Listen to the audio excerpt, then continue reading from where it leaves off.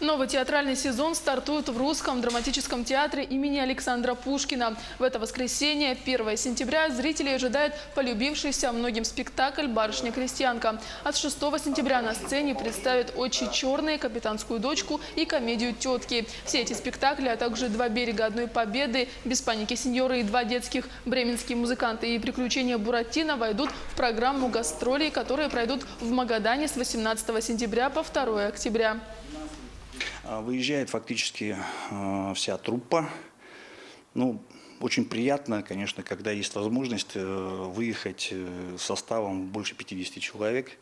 В последнее время у нас, слава богу, это получается. И это, конечно же, это для коллектива театра, для актеров, это огромный стимул. Конечно же, какая-то такая вот прилив энергии, да, какая-то затравка на задел на будущее. И очень хорошо то, что эта возможность у нас есть в начале театрального сезона.